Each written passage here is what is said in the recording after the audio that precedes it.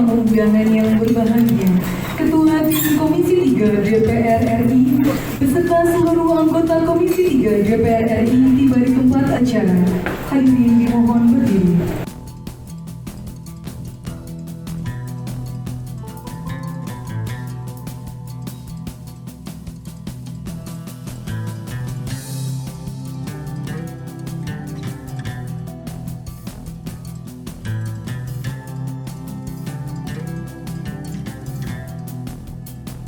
Hadirin persilakan duduk kembali.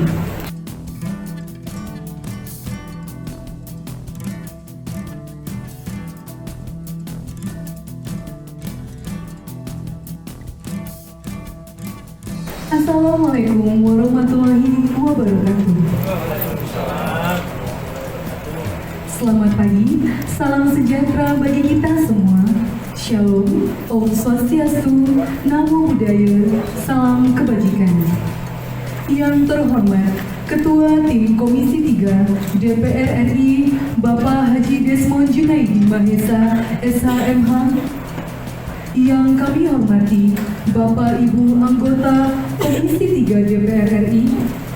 Yang kami hormati, Bapak Ketua Pengadilan Tinggi Kalimantan Timur, Bapak Ketua Pengadilan Tinggi Agama Samarinda, Bapak Ketua Pengadilan Tun Samarinda, Bapak Kepala Pengadilan Militer 107 Balikpapan, serta hadirin tamu undangan yang berbahagia.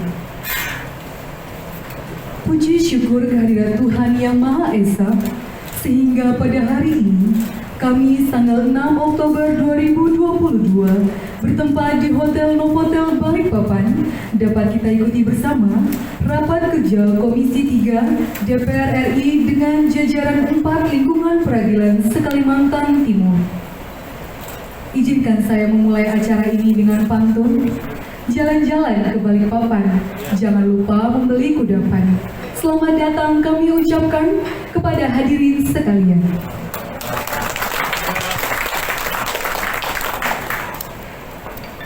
Bapak Ibu hadirin tamu undangan yang berbahagia, agar acara pagi hari ini dapat berjalan dengan lancar, marilah sejenak kita berdoa bersama.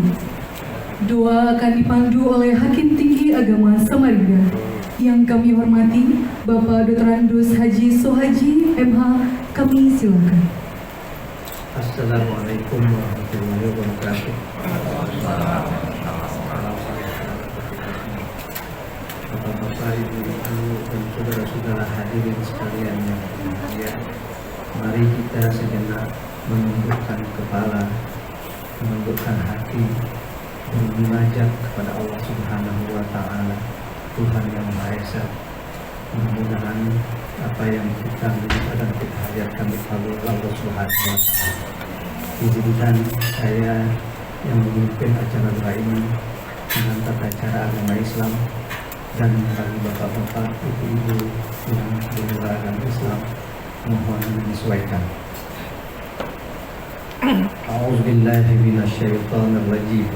Bismillahirrahmanirrahim. Alhamdulillahi rabbil alamin. Wassalatu wassalamu ala asyrafil anbiya'i wal mursalin Sayyidina Muhammadin wa ala alihi wa sahbihi ajma'in. Allahumma barik lana fi hadzal majlisi biridhaik wa barik lana ala man yaf'alul wajib bi asasi dinik warfa' darajatana bi darajatil ulya bi janibik. Allahumma hassil maqasidana wa qdi hajatana wa yassir umurana wa qmil nizamana fi nizamil umuri syu'unid diniyati wal hukumati birahmatika ya arhamar rahimin. Ya Allah, ya Zal Majdi Wassana, pada hari ini perkenankanlah kami memanjatkan puji dan syukur kehadirat Allah, kehadirat-Mu. Berkat rahmat dan ridho-Mu kami dapat hadir di tempat yang mulia ini dalam acara rapat kerja Komisi 3 DPR RI dengan Pengadilan Tinggi, Pengadilan Tinggi Agama, Pengadilan Tata Usaha Negara, dan Pengadilan Militer se-Kalimantan Timur. Munajat kami ya Allah, agar kiranya pertemuan kami ini dapat berlangsung dengan baik dan lancar, sehingga melahirkan hasil-hasil yang berguna dan barokah untuk segenap warga dan bangsa kami. Ya Allah ya Nur, Zat yang maha bercahaya, hembuskanlah cahayamu ke dalam pikiran dan kolbu kami, sehingga dengan cahayamu kami dapat memberikan masukan-masukan yang bermanfaat kepada wakil kami di Dewan Perwakilan Rakyat Republik Indonesia yang akan dipergunakan untuk menyusun program-program kerja selanjutnya. Ya Allah, Ya Hamid, Ya Syakur, Zat yang maha terpuji dan yang maha menerima syukur, bimbinglah kami para hamba-Mu yang lemah ini, agar tidak hanya pandai bersyukur atas segala nikmat-Mu, tetapi juga mampu bersabar terhadap cobaan-Mu. Tidak hanya mampu bersikap ikhlas, tetapi juga mampu bersikap istiqomah. Tidak hanya mampu bersikap kritis, tetapi juga mampu bersikap santun. Tidak hanya berani melakukan kebenaran, tapi juga takut melakukan pelanggaran. Tidak hanya pandai melihat kekurangan orang lain, tetapi juga mampu melihat kekurangan diri sendiri. Ya Allah ya Hadi, Zat yang maha memberi petunjuk, masih panjang jalan yang akan kami tempuh, masih besar rintangan yang akan kami hadapi, masih banyak hambatan yang akan kami lalui, dan masih banyak tanggung jawab yang kami emban. Berikanlah kekuatan dan petunjuk-Mu kepada pemimpin-pemimpin kami dan para penentu kebijakan bangsa kami, agar dapat mengemban amanah suci yang telah diamanahkan kepada mereka untuk memakmurkan dan mensejahterakan bangsa kami.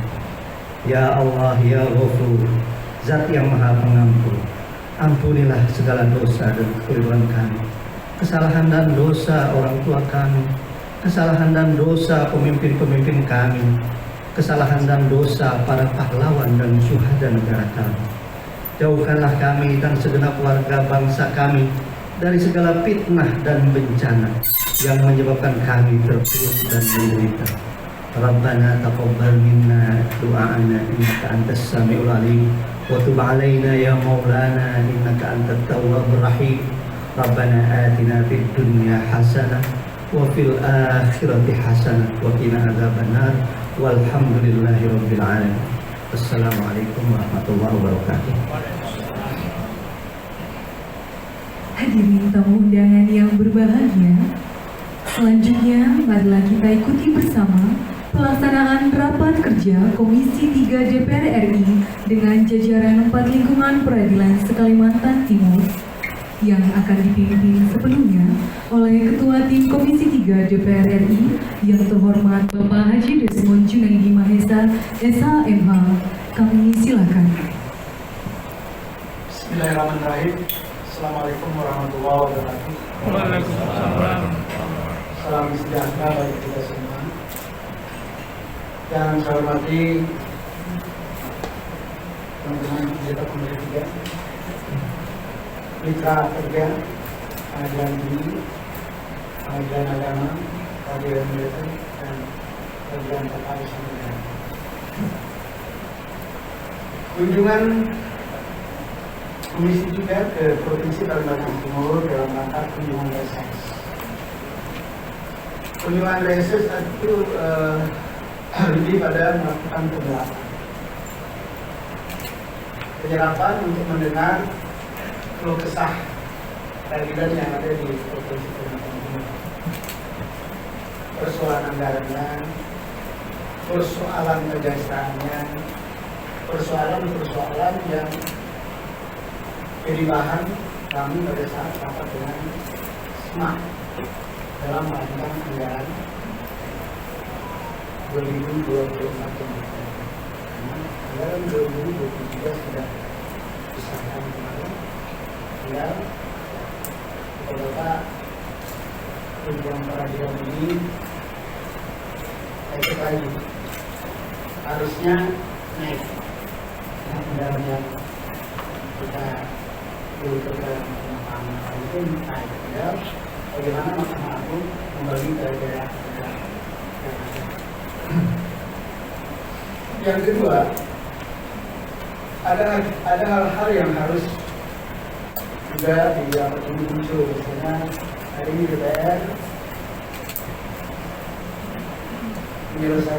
sedang menyelesaikan undang-undang untuk acara.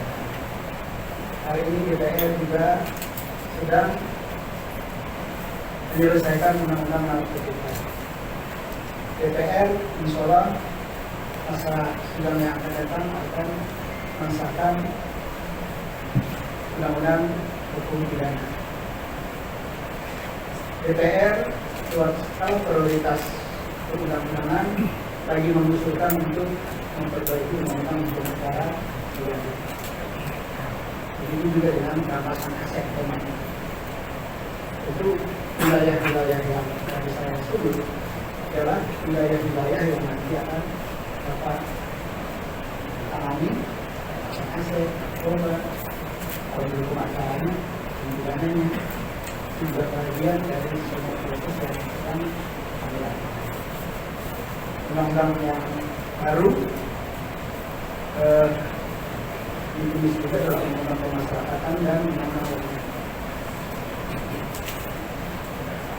kejaksaan yang akan kita ini secara meneliti undang-undang konstitusi. Itu yang sebagai pengantar. Selanjutnya saya ingin memperkenalkan anggota yang baru ada di sini, yang baru kami ternyata diberitakan enak banget hidup. Saya perkenalkan Pak Arya Dahlan. Sekarang. Assalamualaikum, saya Arya Dahlan, fraksi PDI Perjuangan daerah pemilihan Jawa Timur 6, Blitar, Kediri, Tuman. Sekarang Pak Adi. Bismillahirrahmanirrahim. Assalamualaikum warahmatullahi wabarakatuh. Mohon izin memperkenalkan diri, nama saya Habib Rahman, fraksi Partai Gerindra, Dapil DKI Jakarta 1, Deputi Jakarta Timur. Terima kasih.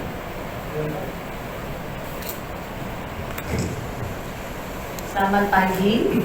Perkenalkan saya Eva Yuliana dari fraksi Partai Nasdem. Daerah pemilihan saya Jawa Tengah 5, meliputi Solo, Sukoharjo, Klaten, dan Boyolali. Terima kasih.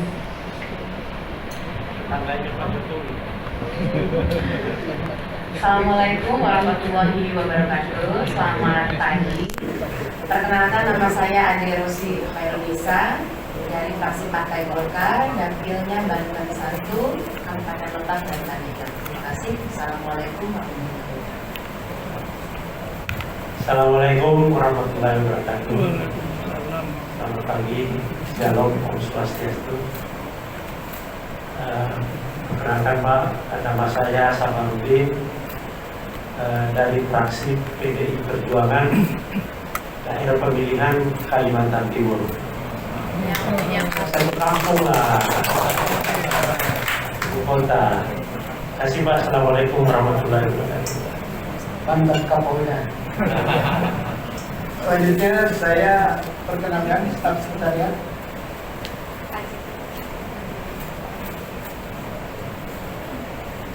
Staf ahli hukum sekarang berdiri. Pak Jaki, silakan. Baik, nama saya Jeki Muli,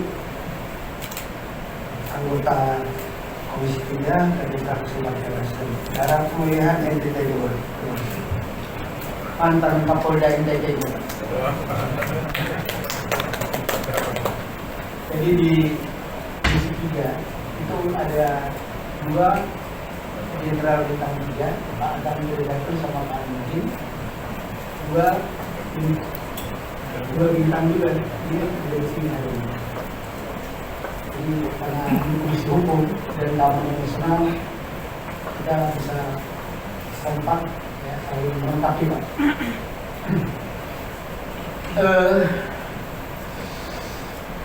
Kita mau mulai dari mana? Karena kalau kita mau mulai dengan pertanyaan, berarti panjang banget ya Pak. Kita highlight aja. Misalnya Pak Putri menceritakan apa? Yang pertama, persoalan negara di dunia, penerapannya. Seperti dia juga begitu, nanti kita bicara anggaran, penerapan itu juga. Peradilan begitu sudah ada dari lima atau masih sudah kenal? Kalau dulu kan dulu ya. Tapi kan sekarang ada enak matinya. Kita mau nggak nyambung kan kalau dulu Pak ya. Kita nyambung, kita mau ngoceh apa anggaran yang bukan dari peradilan yang kita perjuangkan gitu. Ya, pertama anggaran. Yang kedua mungkin catatan-catatan problem di Perbakin, problem di PT, PTA, Koordinator dan TUN. Kenapa? Berubah enggak? Selalu keluhannya sama saya di TNI kalau kunjungan di daerah kurang ini, kurang itu, sementara memang mereka banget itu masih ada nggak? Kedua, gambaran-gambaran peradilan selama COVID sudah produksi persoalan IT dan macam-macam. Silakan aja di sini ada kita juga lebih memahami kendala-kendala yang berkaitan dengan kerja. Untuk itu kita mulai itu ya. Saya untuk perkenalkan diri dengan boleh? Masing-masing nanti Bapak perkenalkan PT itu memperkenalkan PA sama juga mereka memperkenalkan masing-masing gitu ya Pak. Silakan yang siap mana? Kalau gitu Bapak yang siap. Silakan saya. Yang kami hormati Ketua Tim Komisi 3 DPR RI beserta seluruh anggota yang hadir. Yang saya hormati tim dari Kesekretariatan Komisi 3 DPR RI. Yang saya hormati tim hukum dari Komisi 3 DPR RI. Assalamualaikum warahmatullahi wabarakatuh. Selamat pagi dan salam sejahtera untuk kita semua. Om Swastiastu, Salam, Namo Buddhaya, Salam Kebajikan. Sebelum kami memaparkan tentang kondisi dan keadaan 4 lingkungan peradilan sewilayah Kaltim, ya, izinkanlah kami untuk memperkenalkan semua tim yang hadir, Pak. Nanti supaya nggak masing-masing memperkenalkan diri lagi, saya akan perkenalkan seluruh tim yang ada di sini akan saya perkenalkan. Yang pertama adalah sebelah kiri saya adalah Ketua, saya sendiri dulu ya Pak ya. Saya Nyoman Gede Wirya, Ketua Pengadilan Tinggi Kalimantan Timur. Saya baru bertugas di sini 4 bulan. Ya, sebelumnya saya adalah Ketua Pengadilan Tinggi Mataram. Sebelumnya juga di wilayahnya Pak Uli, saya NTT Pak. Sebelum NTT saya Papua. Saya di Papua 10 tahun lebih Pak bertugas. Syukur-syukur nggak pernah kena malaria. Sebelah kiri saya Pak, Ketua Pengadilan Tinggi Agama Kaltim.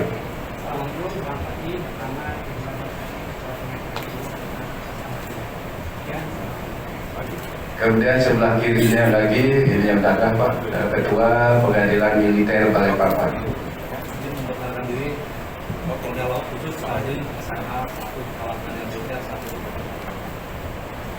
Kemudian sebelah kirinya adalah Wakil Kepala Pengadilan Militer Balikpapan.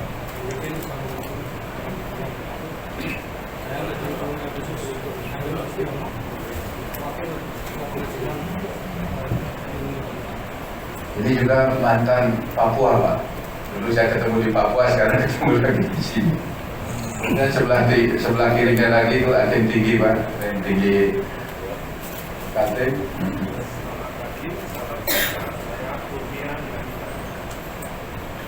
Sebelah kirinya lagi itu Hakim Tinggi Pak, PTA.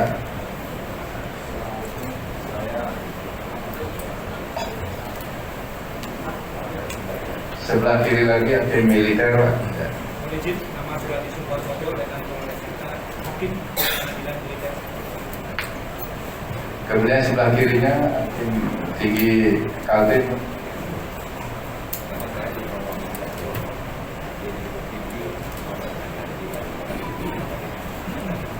Sekarang yang saya kenalkan, saya kanan ini adalah Wakil Ketua Pengadilan Tinggi Kaltim.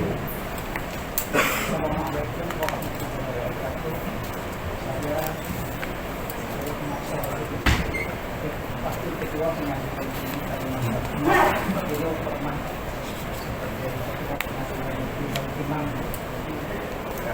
Wakil itu bupatinya Jeffrey suami. Ini asli Banjar, Pak. Kemudian sebelah kanan lagi yaitu Ketua Pengadilan TUM, ya, Tata Usaha Negara.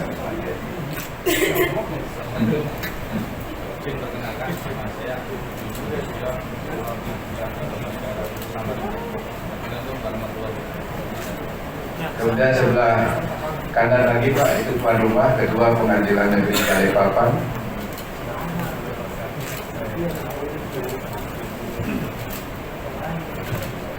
Kemudian sebelahnya lagi Pak Ketua Pengadilan Negeri Samarinda. Saya dari Sapawi. Kemudian sebelah kanannya lagi Ketua Pengadilan Agama Balikpapan. Assalamualaikum, saya Barmuji, ATA Balikpapan. Sebelahnya lagi Ketua Pengadilan Negeri Samarinda. Saya Muhammad Saukani dari Ketua Pengadilan Agama Samarinda.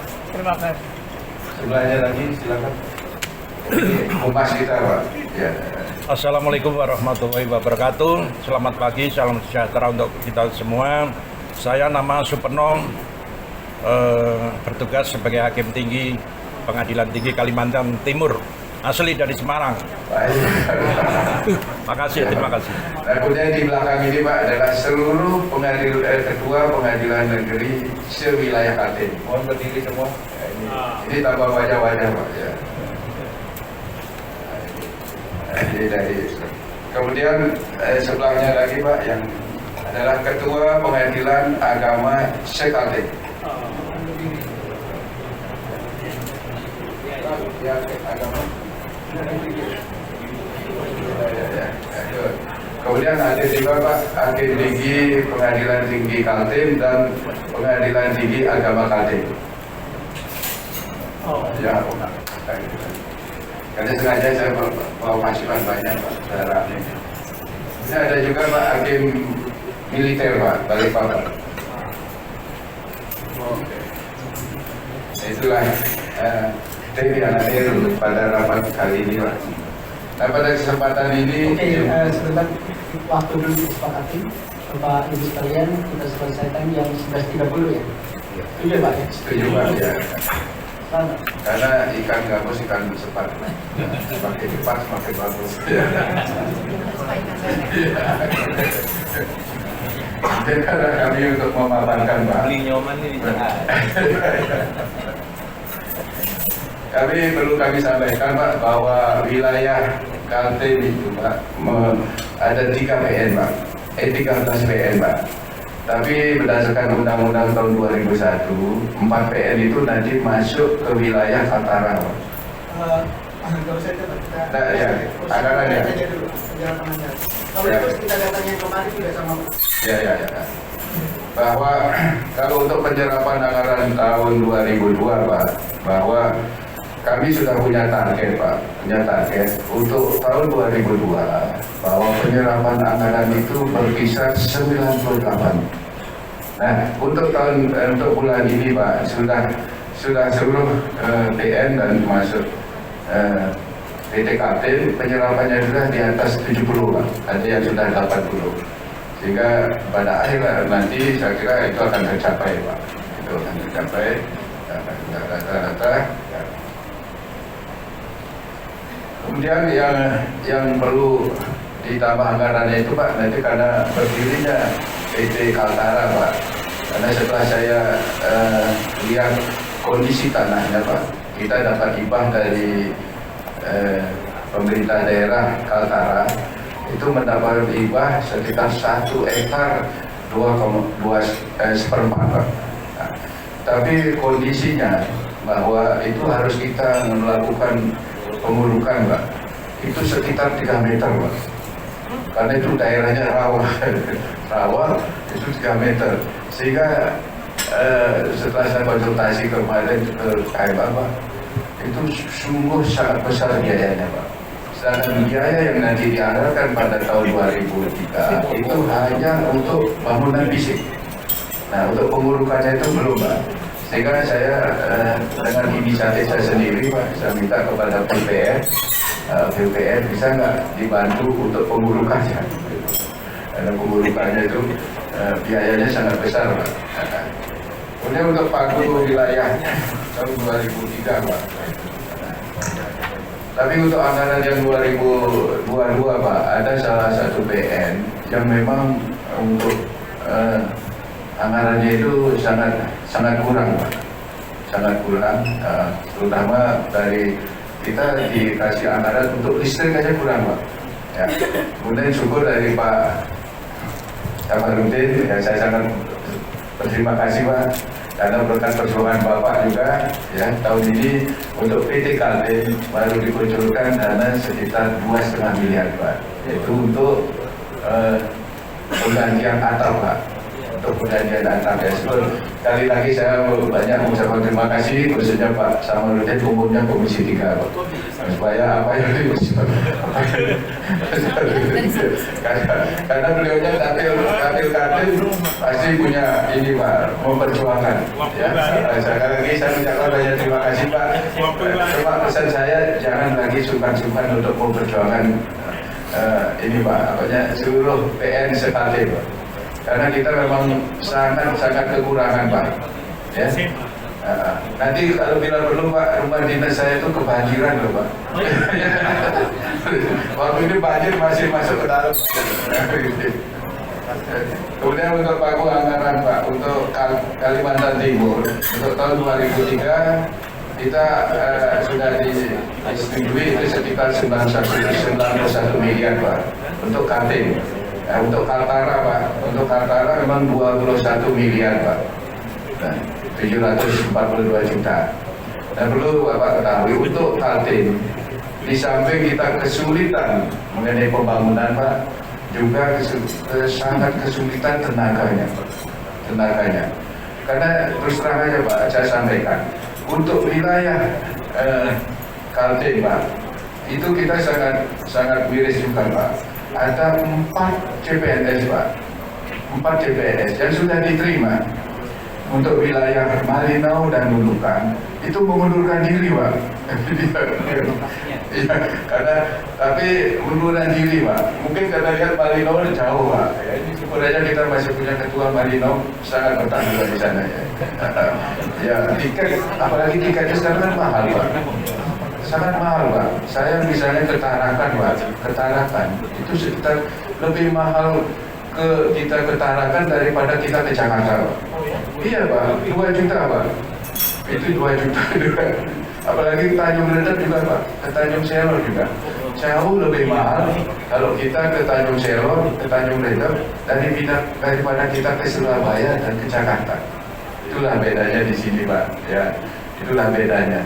Kemudian kalau kita, apalagi kalau saya misalnya melakukan pengawasan ke Kutai Barat Pak, ke Kutai Barat, itu kalau lewat darat itu sekitar 12 jam Pak. Tapi kalau lewat sungai, Cimahi Pak, kita bisa lewat sungai kalau ke Kutai Barat Pak, itu naik speedboat melalui sungai sekitar 7 jam Pak, kurang lebih 7 jam. Itulah memang di sini perlu kita dituntut perlu fisik yang kuat Pak. Kalau seperti kita ke Nunukan Pak, nah ada pesawat, kita dari Tarakan ke Nunukan naik speedboat Pak, kurang lebih 3 jam. Itulah kendalanya. Tapi kita anggaran kita sangat terbatas Pak. Sehingga kita untuk melakukan pengawasan itu Pak, nanti bisa minta juga untuk melakukan pengawasan ke daerah-daerah. Kita itu sangat kurang Pak, sangat kurang anggaran. Itulah, dan Komisi 3 bisa memperjuangkan supaya anggaran kita bisa ditambah untuk pengawasan, karena kita perlu melakukan pengawasan ke daerah, apalagi pembinaan Pak, ya, perlu dibina.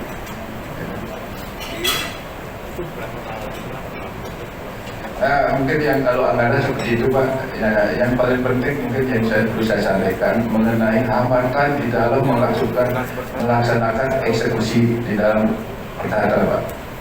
Nah, di dalam pertata itu yang kami sangat miris Pak. Karena yang pertama bahwa banyak sekali Pak di sini Pemda itu tidak mau melaksanakan eksekusi Pak. Eksekusi. Seperti saya ambil contoh Pak, itu di Kutai Barat, ya. Kutai Barat ada salah satu penggugat Pak menang, Pemda itu diwajibkan membayar sekitar 50 miliar lebih Pak.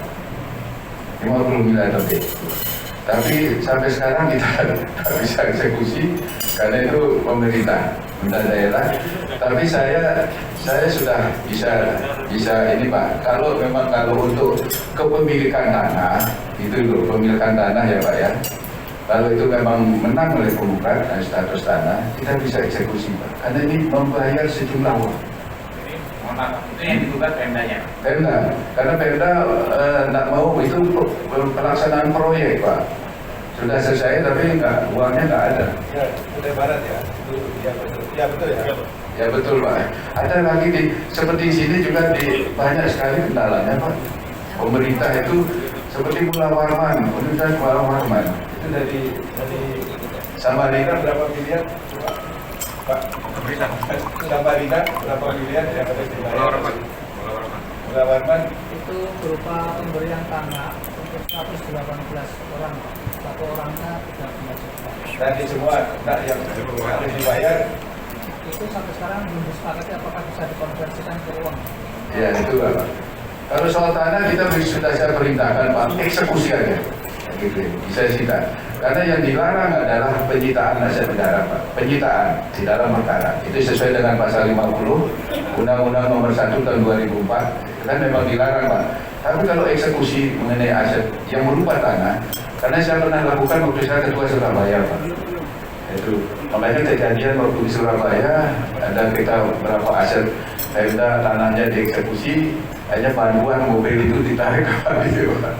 Ya, itu bisa. Saya juga pernah lakukan seperti di Surabaya Pak, tanah milik Pemda saya eksekusi, serahkan karena dia penggugat menang.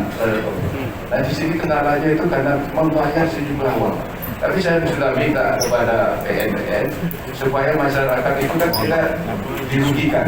Kita lakukan perlindungan kepada orang yang menang dalam perkara.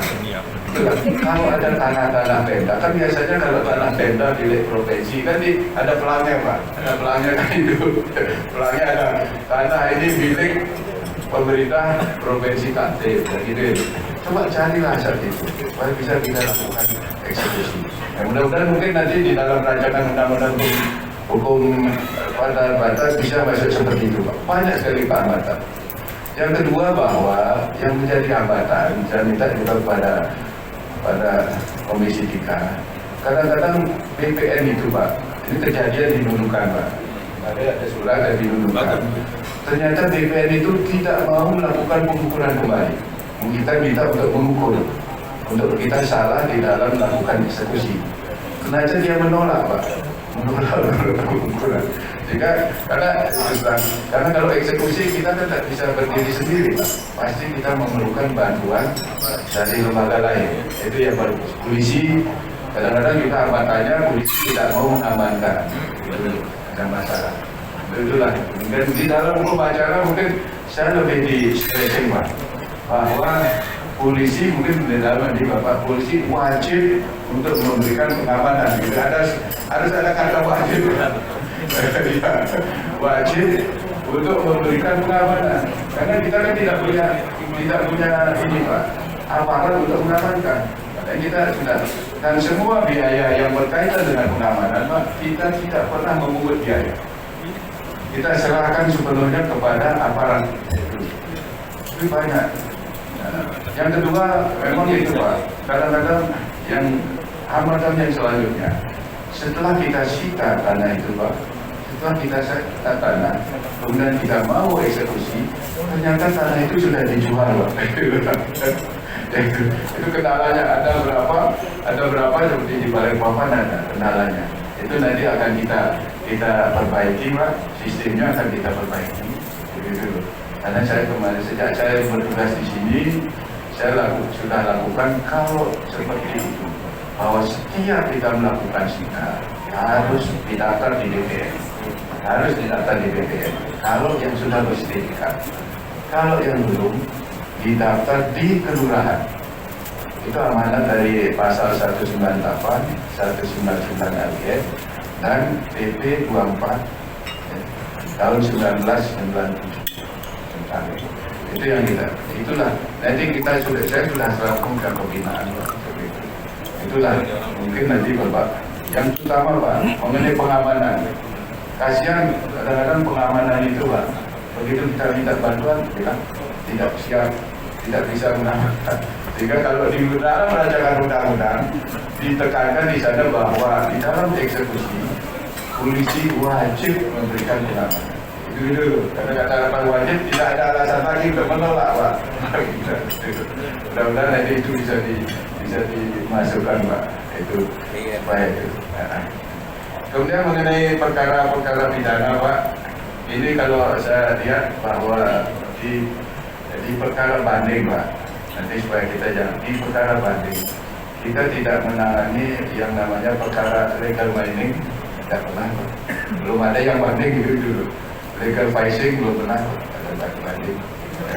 Legal working juga tidak ada Pak. Nah, itu loh. Karena kita kan menangani perkara tingkat banding. Apa sudah diselesaikan di KPN, ya itu. Tapi di tingkat banding kita apa Pak? Maksudnya apa tadi Pak? Udah selesaikan di tingkat PN? Artinya orang itu tidak banding Pak, tidak banding, sehingga kita dibanding tidak menerima karena kita wajib. Kita kan karena kata diselesaikan itu multi makna tuh. Iya, ya maksud saya selesaikan, berarti dia sudah putusan PN itu sudah puas Pak, itu sudah puas. Ya puas itu sehingga kalau narkotika banyak Pak. Narkotika kemarin di Balikpapan sudah dia melakukan pemulangan Pak. Yang pertama dihukum berapa ya? 20 tahun Pak. Kemudian yang pemulangan lagi kita jadi hukuman seumur hidup. Seumur hidup. Ya Pak. Ada lagi? Ya saya kira itu Pak yang hal yang penting ya. Kita lanjutkan ke PA ya Pak ya dulu. Saya yang atur Pak. Oh iya ya. Ya silakan Pak. Ya, mohon maaf Pak. Ya. Mereka undang-undang Timur 3 Pak. Ya Pak. Rapat ini adalah statusnya sama dengan rapat kami dengan kementerian. Ya Pak ya. Ya Pak. Mohon maaf Pak. Yang aneh-aneh bisa saya kenakan konten parlemen. Ya. Ya Pak. Terima kasih ya Pak. Ya. Semuanya kelihatan mudah gitu. Padahal wajib menegakkan hukum kita melirikkan. Mendengar Pak Wayan ini seolah-olah tidak ada masalah Pak. Pak Nyoman Pak. Nyoman ini tidak ada masalah hukum di Kalimantan Timur. Seolah beres-beres saja. Tapi ada statement yang cukup menarik. Iya Pak ya. Tidak ada sampai ke titik persoalan ilegal. Menarik. Padahal di Kalimantan Timur ini sumber ilegal itu. Berarti ada yang dari tahapan mana? Apakah di tahapan kepolisian, kejaksaan, atau peradilan di tingkat bawah daripada PT? Jadi jangan kita seolah-olah semua beres-beres saja. Kan kita lihat kepatuhan pemerintah daerah dalam urusan perizinan dan macam-macam yang bisa kita tambah.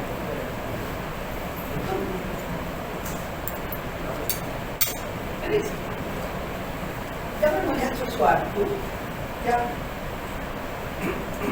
yang menghadap ini. Tapi kita lihat wajah kaki di seluruh.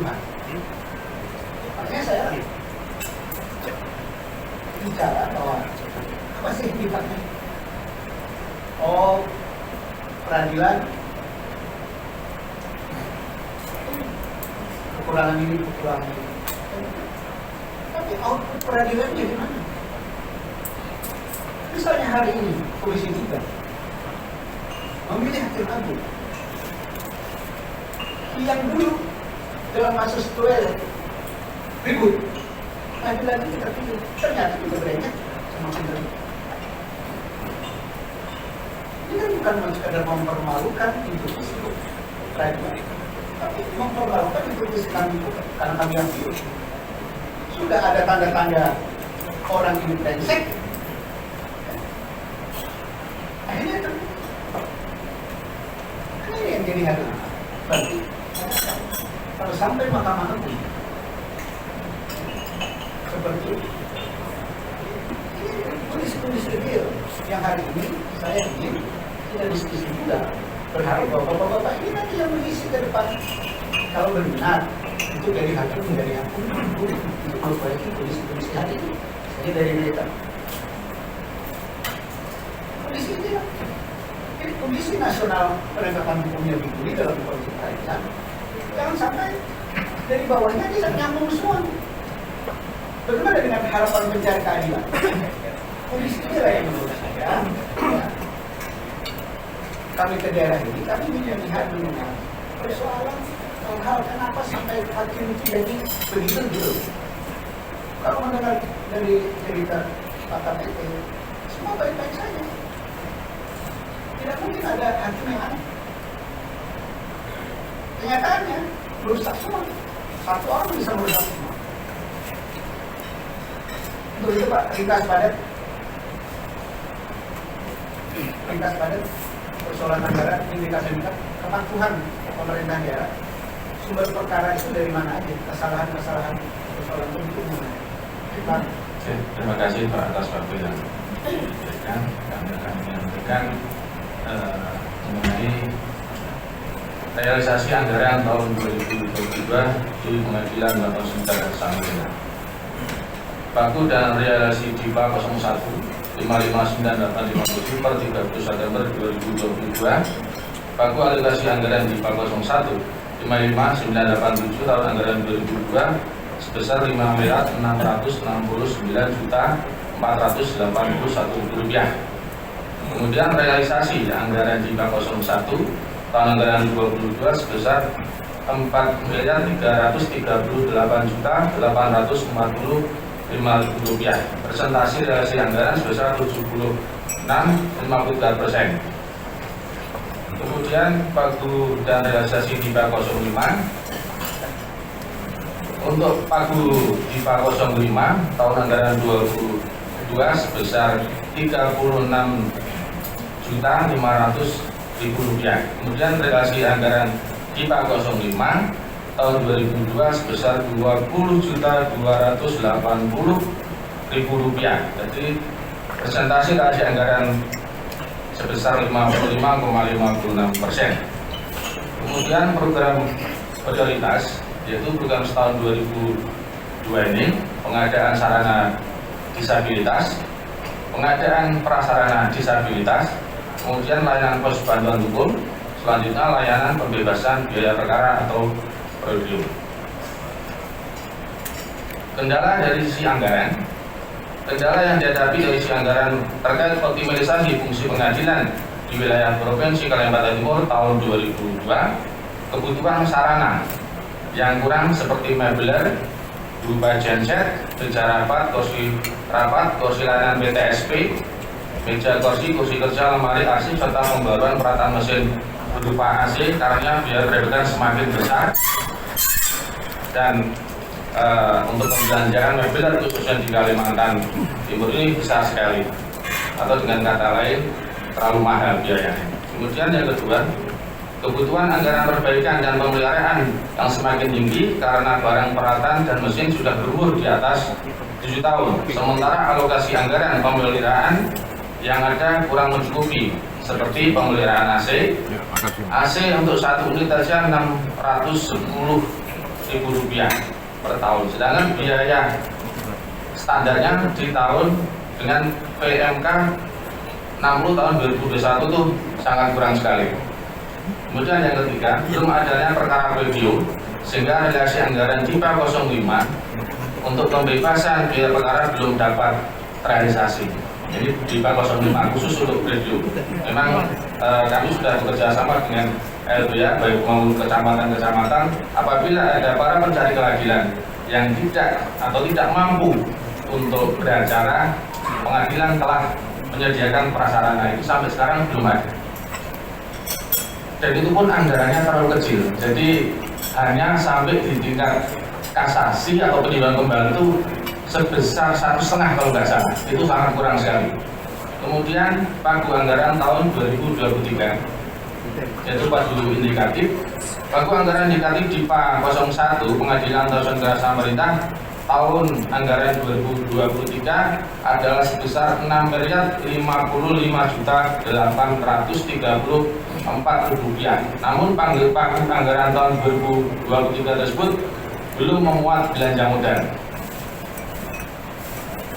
Urian belanjanya penanganan COVID-19 itu sebesar 5 juta, kemudian belanja pegawai 4.447.640.000, belanja barang operasional 1.633.945.000, belanja modal belum mendapat alokasi, totalnya 6.055.834.000 rupiah.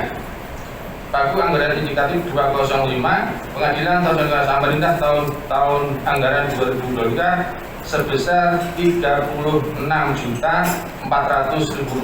Kemudian uraian belanjanya, pelaksanaan pengawas sidang ini 2,5, dan saya harapkan nanti di Komisi 3 ini di bawah pimpinan Bapak ini kan mau ada perkara tentang pemilu serentak. Saya takutnya kalau 2,5 ini untuk anggaran pengaman sidang ini masih kurang. Ya, kami mohonkan untuk ada penambahan. Kemudian pelaksanaan pelayanan bantuan hukum yaitu Rp32.900.000. Pelaksanaan pembebasan biaya perkara 1 juta untuk per satu perkara. Jadi totalnya Rp36.400.000. Kemudian ada rencana strategi dan program tahun 2023. Dari sisi anggaran, yang pertama pelaksanaan pembayaran biaya pegawai atau gaji dan tunjangan, pelaksanaan belanja barang, pelaksanaan penjagaan pos bantuan hukum, pelaksanaan pembebasan biaya perkara untuk 1 unit perkara. Rencana strategis dan program berencana umum yaitu 1. Penyelesaian perkara tepat waktu, penyelesaian gugatan sederhana melalui persidangan elektronik, kemudian kepastian hukum secara cepat dan mudah biaya ringan, pemenuhan akreditasi penjamin mutu atau APM Dirjen bagi untung MARI, kemudian penegakan integritas dalam rangka pembangunan zona integritas menuju wilayah bebas korupsi atau WBK, penyediaan layanan informasi publik di pengadilan berdasarkan SKKMA 2114/KMA SK Romawi 8/2002 tentang standar pelayanan informasi publik di pengadilan. Kemudian yang kami sampaikan, memang ada beberapa perkara yang menonjol di Pengadilan Negeri Samarinda, yaitu yang menonjol adalah perkara termasuk perkara petanahan. Kemudian juga ada perkara sekarang dengan adanya Undang-Undang Nomor 30 Tahun 2014 dan Undang-Undang Omnibus Law, yaitu adanya jenis perkara yang termasuk atau tindakan faktual. Itu masuk di ranah di Pengadilan Tata Usaha Negara, khususnya di Pengadilan Tata Usaha seluruh Indonesia. Ini yang akan saya sampaikan permasalahannya. Yang pertama, tidak jauh beda yang disampaikan oleh Bapak KPT, bahwa permasalahan eksekusi itu yang kadang-kala di Pengadilan Tata Usaha Negara seluruh Indonesia itu terbentur dengan adanya permasalahan eksekusi. Dan sebagaimana yang diamanatkan di dalam Undang-Undang Pasal 117 bahwa 116 bahwa pejabat itu atau tergugat atau yang dinyatakan kalah wajib untuk melaksanakan putusan. Namun kadang-kala beliau tidak mau melaksanakan putusan. Ini yang pertama, yaitu kasusnya hampir sama yang disampaikan oleh Pak KPT ini tadi, yaitu gimana? Ya. Ada enggak gagasan undang-undang apa yang harus kita revisi? Ya, mau saya sampaikan dulu. Ya, memang yang harus kita revisi adalah Undang-Undang Nomor 5, undang-undang yang paling awal didirikan itu harus direvisi. Itu sudah kami sampaikan kepada yang mulia di sana, namun belum ada kesempatan untuk merevisinya. Beliau yang berkonsultan itu untuk undang-undang. Iya. Membuat undang-undang itu kami dengan pemerintah. Sebagai sambung tangan, mohon maaf. Bapak bikin catatan, Bapak-bapak ini. Problem tidak bisa dilaksanakan eksekusi itu dari revisi undang-undang apa? Agar kita catat itu agar bagian dari berubah untuk masuk naskah ini alasan kami untuk mengambil ini undang-undang tersebut. Ya, seperti misalnya undang-undang kejaksaan yang sudah kita amankan. Ya. Catatan tentang hukum acara pidana tidak ada catatannya. Ya. Dalam rangka melaksanakan pencari keadilan agar eksekusinya sempurna. Undang-undang apa? Nah, kalau Pak argumentasi itu catatannya, ini berpendidik juga ada yang bagian dari catatan-catatan diskusi internal itu tidak. Terima kasih. Ya. Ya. Tapi akan saya sampaikan juga bahwa sudah ada Undang-Undang Nomor 30 tahun 2014 itu di pasal 81 sudah jelas sebetulnya ada upaya administratif. Contoh. Ya. Kalau Pemda tidak melaksanakan itu kita lakukan apa? Hukuman yang kita ini tidak tinggi. Iya. Betul kan? Iya betul. Nah, usulan Bapak kalimat yang benar misalnya ya, masih ada gagasan untuk diadakan upaya paksa, Pak. Ya, kalau upaya paksa, kalau ada upaya paksa masih cara-cara lama. Ya. Kalau mereka upaya paksa tetap tidak melaksanakan, ya pidana kalau belum. Nah, masukin gimana itu loh? Ada kita paham nanti. Iya. Ya, saya coba nanti yang. Ya, itu catatan itu kirim ke Komisi 3 agar kita lebih bisa melihatnya nanti undang-undang mana dan kita masukkan persoalan itu. Karena ada persoalan-persoalan yang juga banyak yang jadi catatan kami, misalnya Pemda bekerja sama dengan pihak ketiga di sektor berkaitan pasal 33 air misalnya. Bekerjasama dengan asing saja aplikasi di luar. Masalahnya pada saat Pemda atau Pemda atau apa yang sudah memenuhi hasilnya kan tidak bisa dieksekusi. Ini Tuhan investor tidak ada.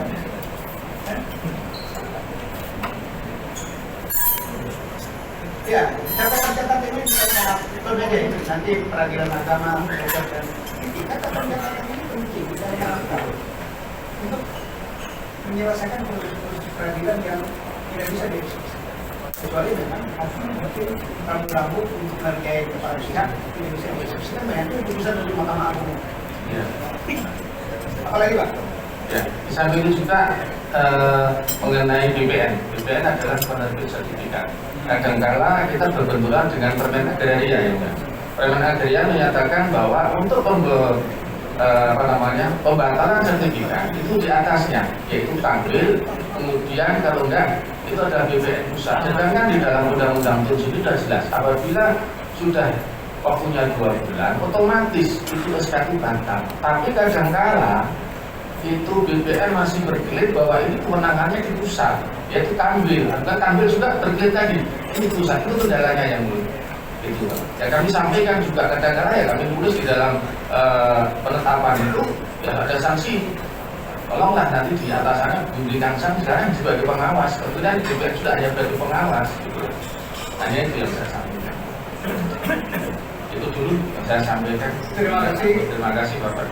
Tapi karena diingatkan bahwa ada peradilan-peradilan yang berkaitan dengan tahun pemilu 2024, sampaikan bahwa 2021 anggaran Mahkamah Agung itu kan hampir 10 triliun. 2022 ini kita naikkan 2 triliun. Jadi selalu kita naikkan. Nah persoalannya adalah bagaimana rapat PPT dengan semuanya yang ada di sana di daerah. Kita sudah usulan Mahkamah Agung memang ada usulan minta tambahan, tapi kita lakukan operasionalisasi tidak sesuai dengan kebutuhan anggaran yang hari ini kita pegang. Mestinya pegang anggaran itu 163 triliun dibagi 14 mitra. Nama Agung, Rasam, Yasam, Polisi, dan 14 mitra dengan anggaran 164 triliun. Jadi, kenapa ada catatan 18 triliun? Karena pada saat baru anggaran usulan itu dari Mahkamah Agung. Kita naikkan 24 dari sekarang 12 dari bang kita naikkan sampai apa yang personalitasnya apa? Harus selalu mendapatkan itu atau ada proses peradilan politik. Tapi kita ada apa yang harus kita lakukan.